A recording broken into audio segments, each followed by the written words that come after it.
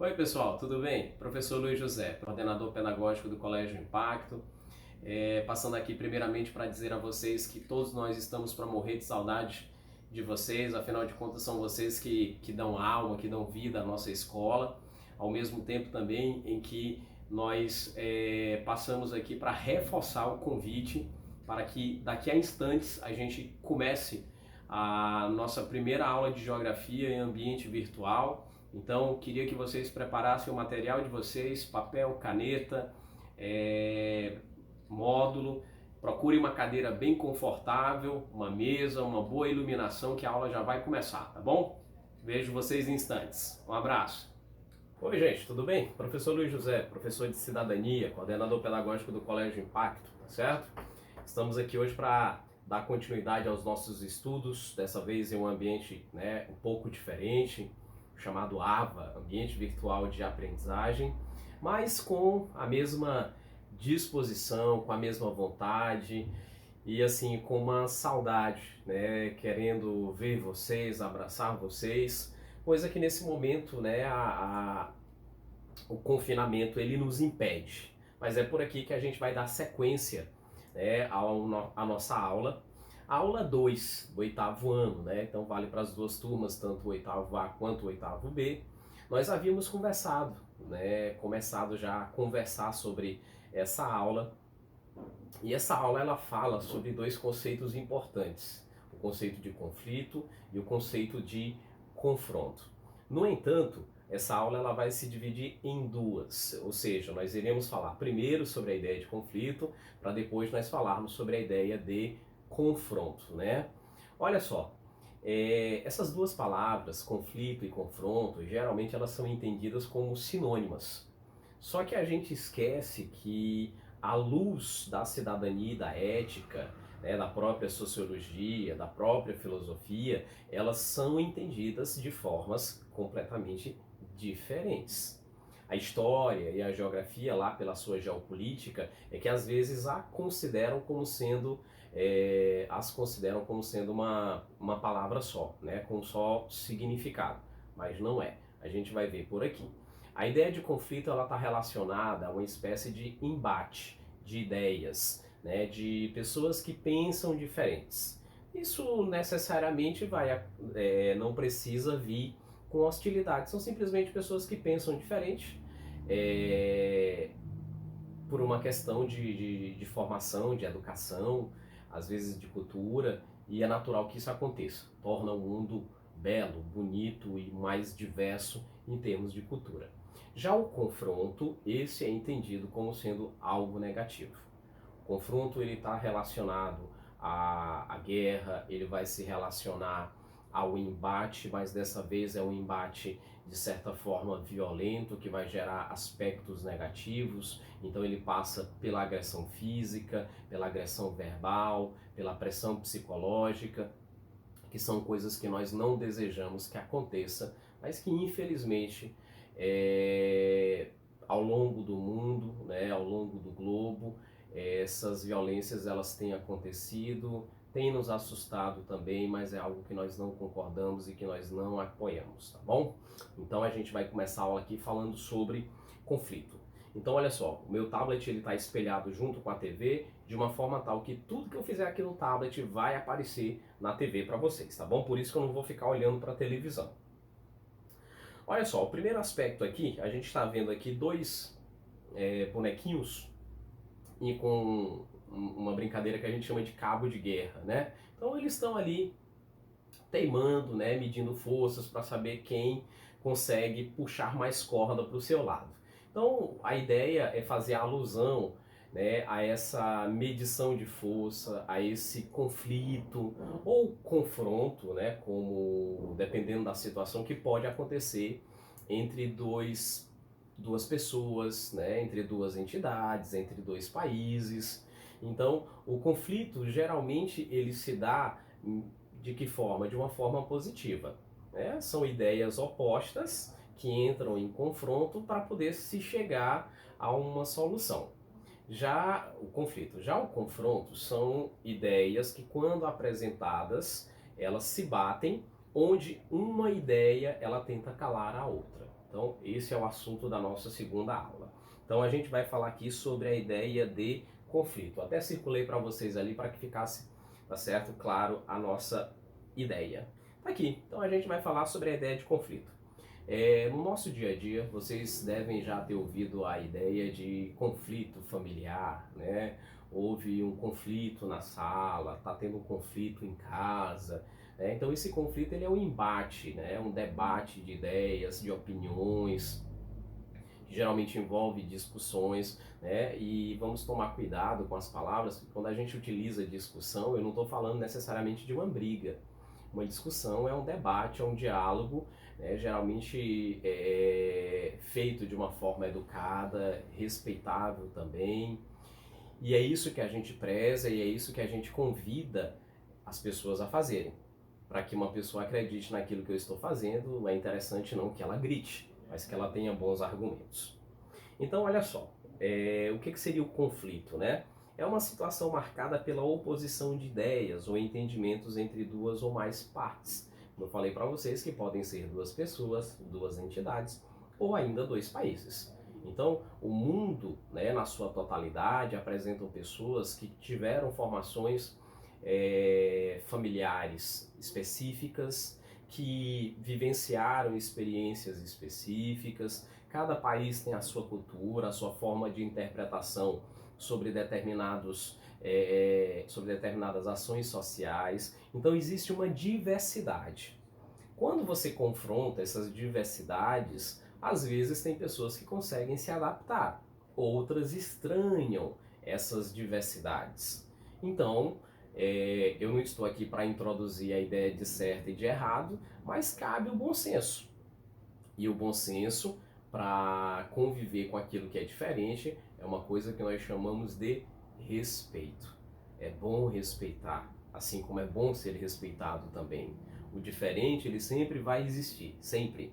Ele vai fazer parte de nossas vidas nos mais variados aspectos. Pessoas que pensam diferente de nós no âmbito religioso, no âmbito político, no que se refere às sexualidades. Você tem sua própria opinião sobre o seu time de futebol do coração, sobre a ideia de um partido político ou político que é melhor, aquele que é pior. Então essa discussão ela não vai ser calada. E é bom que ela não seja calada, porque a ideia do debate é de que constantemente ele aconteça, agora dentro de parâmetros que nós consideramos como sendo aceitáveis. Olha só, deixa eu trazer para vocês aqui situações de conflito, tá bom? Ou seja, de oposição de ideias que foram muito boas para o mundo. Na primeira imagem aqui nós estamos vendo personagens, né, da Marvel, sendo confrontados aqui em uma imagem pelos personagens da DC. Lembrando que nos quadrinhos ou ainda nas telas de cinema, em filmes, esses dois universos eles não conversam, porque eles fazem parte, né, de universos diferentes. Os personagens da Marvel eles não adentram os personagens da DC e vice-versa. Então, os quadrinhos que foram tidos durante muito tempo como coisa de criança, como coisa de gente infantil, eles ganharam uma outra proporção a partir dos anos 90. Bom, como ainda não havia tanta tecnologia, os quadrinhos não poderiam produzir grandiosos filmes, né? Até que chegou aí toda essa tecnologia promovida pela quarta revolução industrial, a partir do início do ano 2000, né? Mais especificamente 2001, que é o ano de lançamento do primeiro iPhone, que marca, pelo menos para os historiadores, o início da quarta revolução industrial. Então, a partir desse momento começam a aparecer tecnologias variadas. Então, olha só, nós temos aqui um conflito entre a Marvel e a DC. Então, esses dois grandes grupos empresariais, eles duelam entre si. Ou seja, eles tentam lançar um filme atrás do outro para poder captar a maior quantidade possível de espectadores nas salas de cinema. A gente sabe que o universo da Marvel, né, ele tem de certa forma sido mais atraente, tem atraído mais pessoas, tem arrecadado mais dinheiro com bilheteria, com licenciamento de produtos também. Agora, isso força a DC a melhorar a apresentação dos seus filmes. Então, o conflito, que é a oposição de ideias, ela é interessante exatamente por conta disso, porque ela faz com que as duas partes elas travem uma espécie de concorrência que é sadia. Então a concorrência faz eu tentar ser melhor que o outro, né? Eu ser melhor do que eu sou, e faz com que eu apresente para o meu público um produto cada vez melhor, exatamente para me ter o processo de venda garantido. Então esse conflito que ocorreu aqui entre as duas grandes, né, gigantes do entretenimento que falam sobre quadrinhos, elas travam um conflito que é considerado saudável, porque as duas cresceram exatamente por conta de que uma via a outra com a possibilidade de ganhar o mercado, e quem ganhou foi o grande público, com grandes filmes, com experiências no cinema sensacionais, como por exemplo a saga Vingadores, né? Com todo respeito à DC também, já que há personagens da DC também que eu particularmente, inclusive, tenho uma grande simpatia. Olha só, vamos aqui para uma outra. Aqui é um grande conflito também, um grande embate, né? Eu não vou dizer que é coisa de menino, porque tem menina também que joga videogame, né?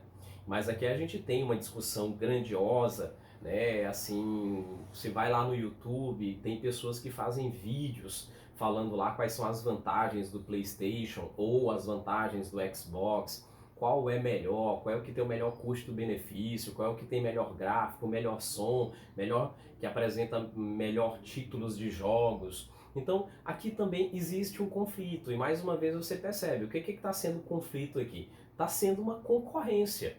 Então eu tenho uma empresa concorrendo com outra para saber quem é que consegue lançar no mercado o melhor produto. Olha só, entre as meninas existe o caso, por exemplo, das bonecas, a Barbie, né, e a Polly. A Barbie é uma boneca considerada um mito moderno, né? Se entrou dentro da cultura pop, né? Vendida no mundo inteiro, e assim, onde ela é vestida de acordo com as roupas daquele país. Então virou um símbolo típico do capitalismo, né? Do consumismo. E aí, seguindo-se a essa moda, foi criada a boneca Polly para tentar rivalizar. Eu não conseguiria dizer para vocês especificamente o grau de influência, até porque a Polly é uma boneca bem mais recente, a Barbie é mais antiga, foi criada nos Estados Unidos, e ela representa inclusive um ideal de beleza que passou a ser questionado depois. Então você percebe que é uma boneca branca, magra, né? De seios fartos. Então ali ela desenha o que seria uma mulher bonita. Ela tem olhos claros, né? Você vê que tudo aquilo que acompanha o universo da boneca, a casa, a piscina, é típico de uma pessoa rica e muito bem sucedida. Então é um brinquedo que ele traz um viés ideológico. Ele mostra como é que seria o comportamento, né, o padrão de vida de uma família tipicamente americana, mas de elevado poder aquisitivo. Então, né, é um caso típico de conflito. Bom, passando dessa questão do videogame, nós adentramos aqui os celulares, que aqui envolve tanto uma discussão entre meninos e meninas, qual é o melhor celular. E aí, por que qual é o melhor celular? É o que faz a melhor selfie, o que tem a melhor resolução, né, o que dá a melhor possibilidade de eu fazer uma live, que me dá a possibilidade de ter mais aplicativos gratuitos e uma série de outros fatores. Então aqui você tem do lado esquerdo, né, o caso do iPhone, que pertence à empresa Apple, e aqui do lado direito você tem o caso do Galaxy, né, que pertence à Samsung. Então existe uma discussão muito grande sobre qual é o melhor desses dois telefones. E aí eu garanto para vocês uma coisa, né, que muitas pessoas compram os telefones muito mais por uma questão de status do que pela sua funcionalidade. O telefone, se você está querendo um telefone simplesmente para ligar ou receber ligações, mandar mensagem, receber mensagem, qualquer telefone que tenha essas funções ele vai te servir. Só que as pessoas elas desembolsam grandes somas de dinheiro exatamente para ter acesso a esses aparelhos. E esses aparelhos, quando foram criados, eles foram criados para servir a um grupo seleto de pessoas. Eram artistas, eram pessoas criativas, que não podiam portar um tablet ou um computador porque é desconfortável, então você teria um microcomputador, né, um computador pequeno, então o celular cumpriria essa função. Então você percebe que por um celular, um smartphone como esse aqui, você consegue desempenhar tarefas que um computador ele desempenha. Então você tem programa para edição, você tem programa para digitação, para apresentação, gravação de música e por aí vai. Então o consumismo acabou transformando o telefone em um produto, né, típico do capitalismo. Então a gente percebe hoje que o telefone ele continua sendo utilizado por pessoas criativas, sim, mas acima de tudo por pessoas que têm grande poder aquisitivo, já que são marcas que quando colocam seus produtos no mercado, né, o fazem com elevado valor de elevado valor financeiro, tá bom? Então, olha só, uma outra discussão aqui é a fast food, né, a comida rápida. Então você tem aqui, né, o embate, o conflito entre a Burger King, que é uma grande rede de lojas, né, que produz hambúrgueres, concorrendo aí com a McDonald's, que também faz o mesmo serviço também. Então aqui a gente também vai entrar em um conflito, ou seja, em uma discussão, para saber qual é o melhor, né, em termos de sabor, em termos de daquilo que ele oferta. Tem muita gente que vai dizer, ó, o Burger King é melhor porque o cara me dá lá o copinho e ele diz que depois que ele me dá o copinho, eu posso beber refrigerante o tanto que eu quiser e o tanto que eu aguentar. Mas aí tem o cara que vai comer o McDonald's, porque diz que o McDonald's é conhecido mundialmente, tem em todos os países, é um símbolo da cultura norte-americana. Então essa discussão ela não vai cessar.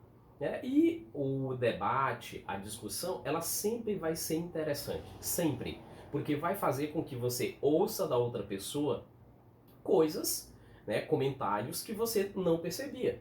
E você vai dar à outra pessoa a possibilidade dela conhecer também, né, algo daquilo que você pensa, né, as suas ideias, os seus argumentos. Então, é interessante que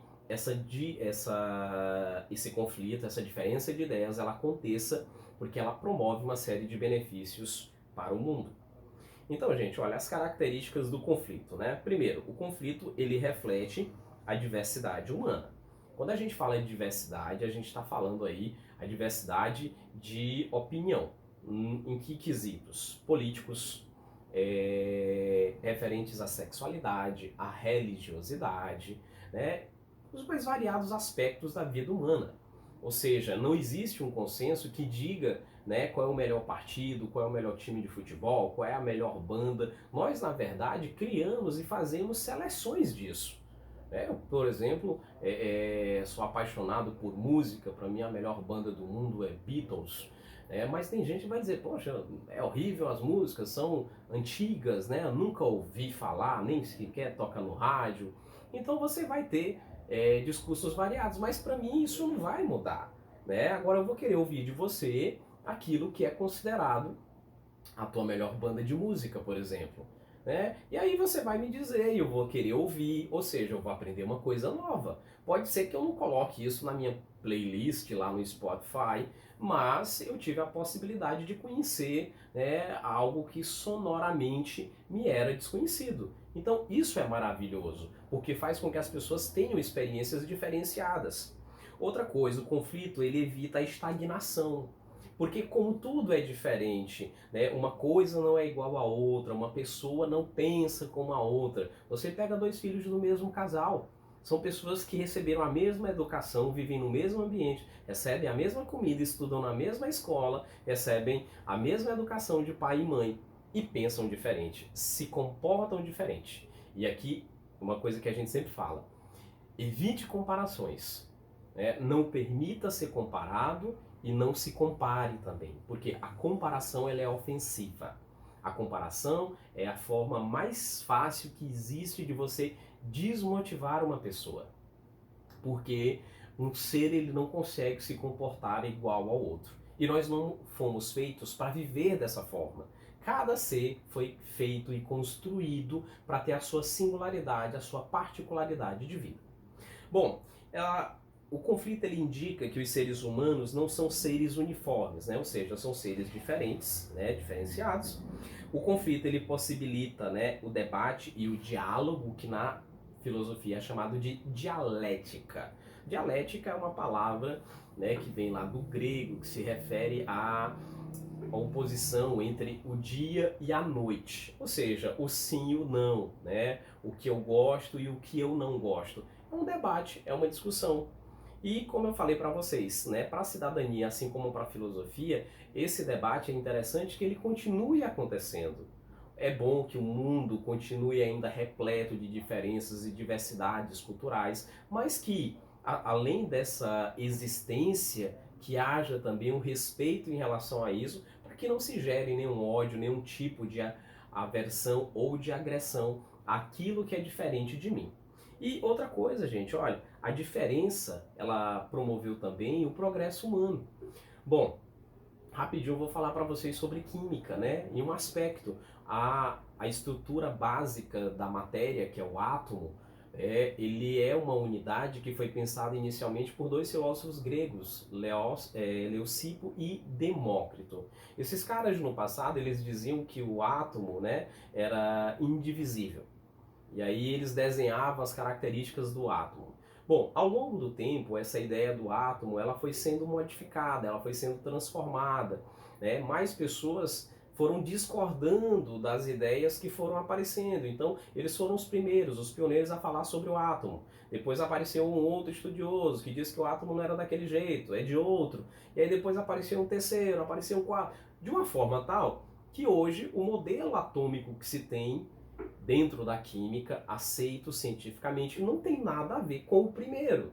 Mas é interessante que a forma de discordância aqui, ela possibilitou o amadurecimento de uma ideia e gerou, né, uma grande gama de conhecimento dentro do universo da química.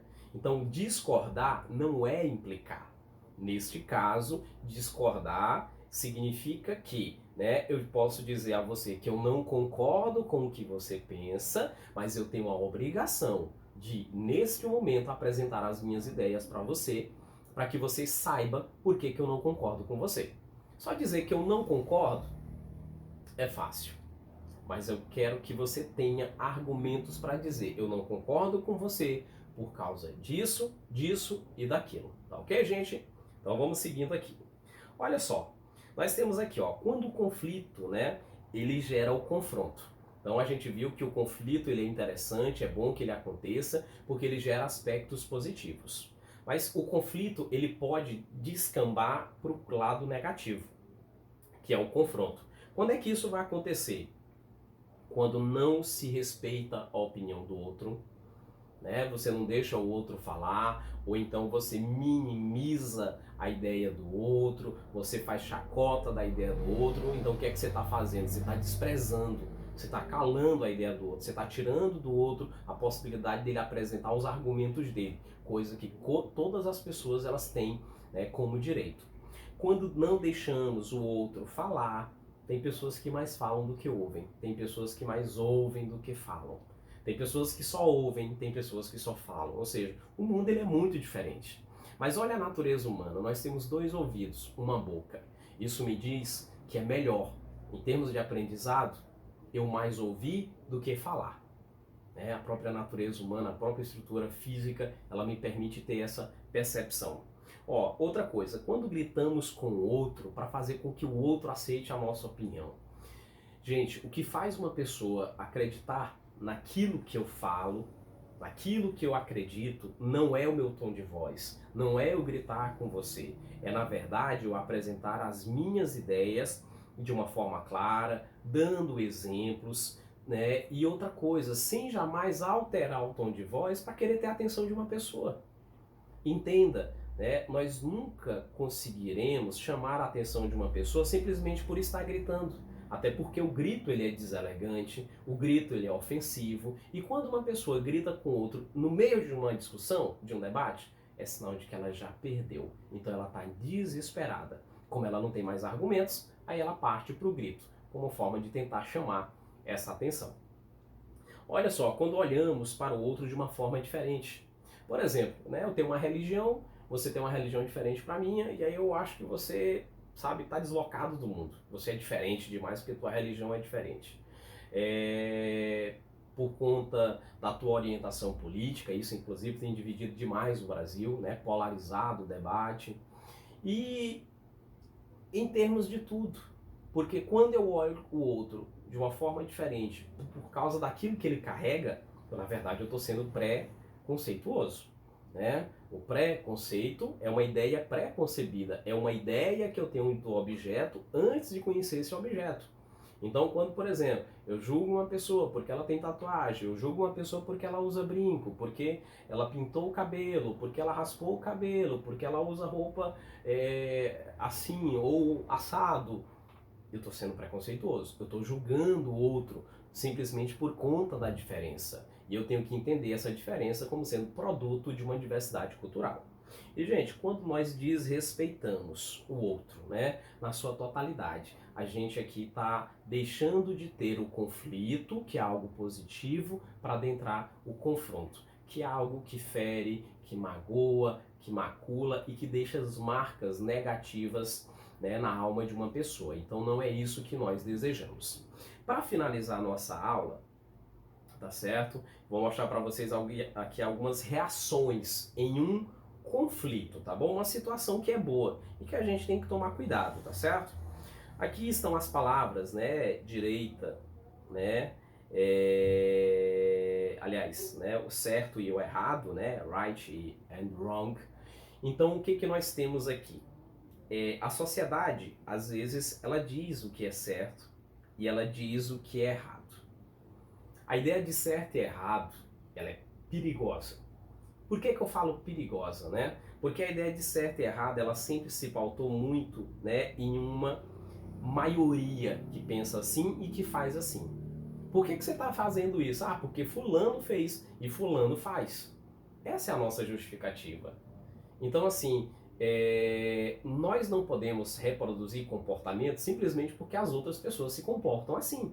Eu tenho que ter a consciência, eu tenho que ter a clareza de pensamento de saber que aquilo que eu estou fazendo de uma forma consciente, porque é aquilo que deve ser feito e não simplesmente porque uma outra pessoa ela o está fazendo, né? Então, certo e errado, a gente tem que tomar cuidado, porque às vezes a gente coloca essa ideia de como sendo certo porque a maior parte das pessoas fazem e é errado porque poucas pessoas fazem, né, ou reproduzem um determinado tipo de comportamento.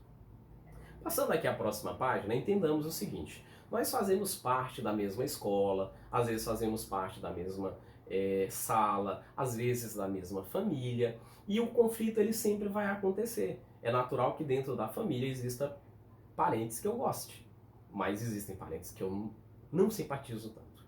Dentro da minha sala de aula existem pessoas que eu, meu Deus do céu, se eu pudesse eu, né, criaria.